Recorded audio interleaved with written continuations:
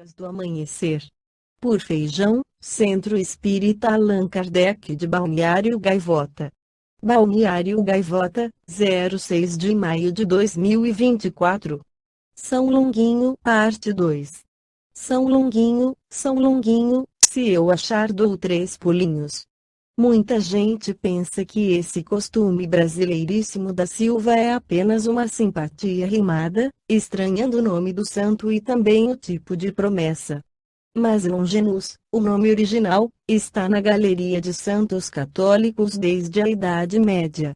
E seu dia de devoção é 15 de março, quando começa uma festividade de 3 dias na única igreja do Brasil dedicada a ele, situada em Guararema, na Grande São Paulo. Durante uma reforma nos anos 1950, a imagem dele foi encontrada dentro de uma arca no templo erguido no século XVII. Colocada no altar, começou uma história local de devoção e milagres. Tanto é assim que um buraco surgiu perto da estátua, e o assoalho teve que ser trocado na última restauração.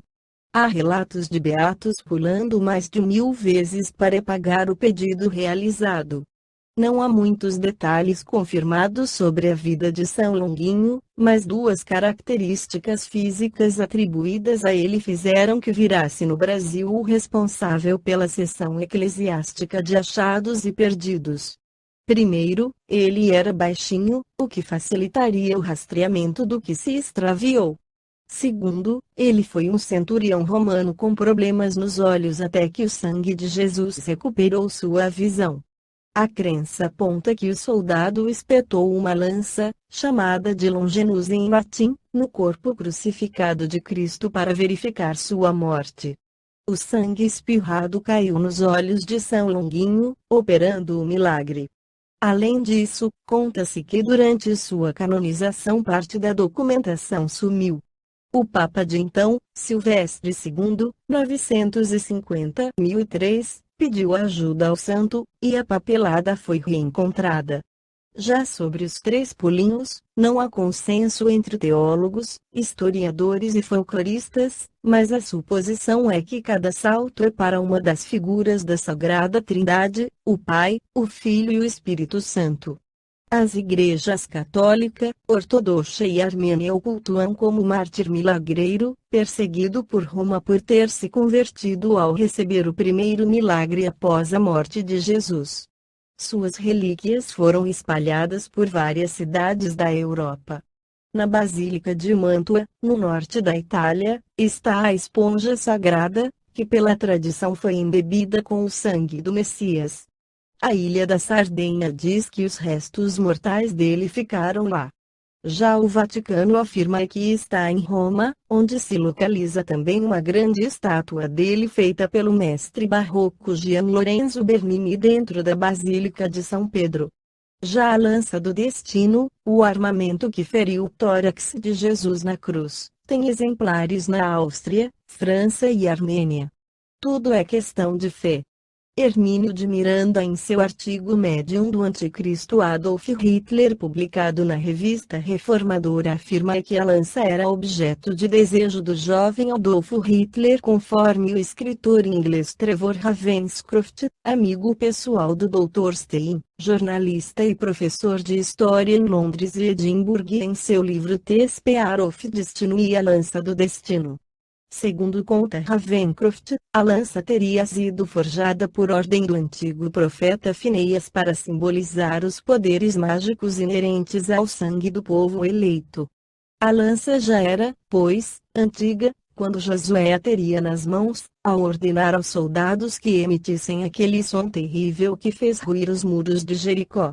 Diz-se que essa mesma lança o rei Saul atirou sobre o jovem David num impulso de cólera e ciúme.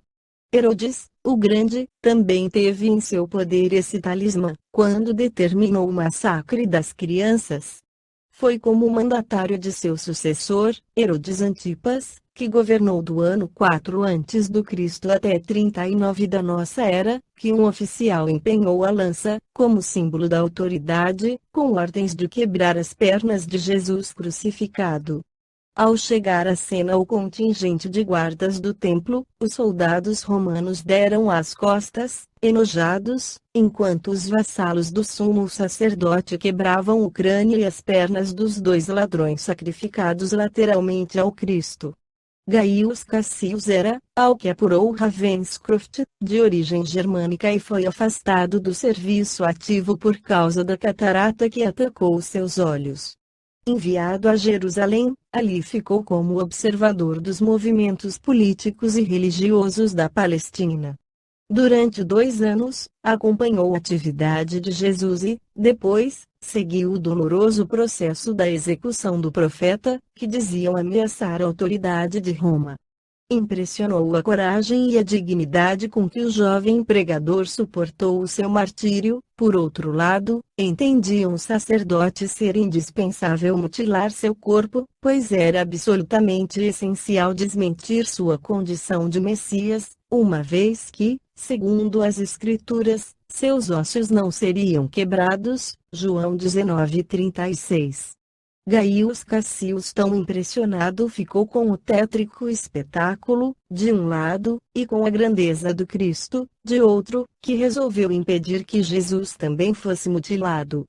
E, assim, esporou o cavalo na direção da cruz central e trespassou o tórax do crucificado, entre a quarta e a quinta costelas, procedimento costumeiro dos soldados romanos quando desejavam verificar se o inimigo, ferido no campo de batalha, estava realmente morto.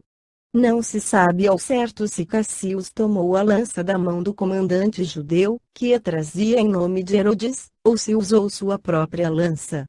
De qualquer forma, a legenda se criou e se consolidou. Gaius Cassius se converteu ao cristianismo e passou a chamar-se Longinus, nome com que continuou sua carreira através dos séculos. E a arma ficou sendo conhecida como a lança de Longinus. Diz-se dela que representa um talismã de poder tanto para o bem como para o mal, mas, ao que parece, somente tem sido usada como instrumento de conquista e opressão, pois pertenceu, depois, a Mauritius, comandante da legião tebana, que, com ela nas mãos, morreu martirizado por ordem de Maximiano, ao se recusar a adorar os deuses pagãos. Em solidariedade ao chefe, que morreu cristão, seus 6.666 legionários também se recusaram, ajoelharam-se e ofereceram o pescoço à espada. Maximiano decidiu pelo espantoso massacre, como oferenda aos seus deuses. Assim, a mais valorosa legião romana daquele tempo foi sacrificada numa chacina sem precedentes na história antiga.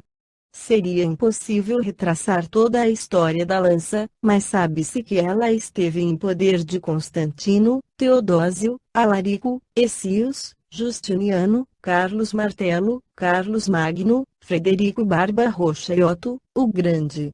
Em que outras mãos teria ela estado, e a que propósitos inconfessáveis serviu através do tempo? É certo, no entanto, que quem a cobiçava naquela fria tarde de outono, em Viena, era um jovem que tinha a impressão viva de tê-la possuído alhures, no tempo e no espaço. Esta foi a crônica do amanhecer de 06 de maio de 2024. Por Alfredo Feijão Lopes.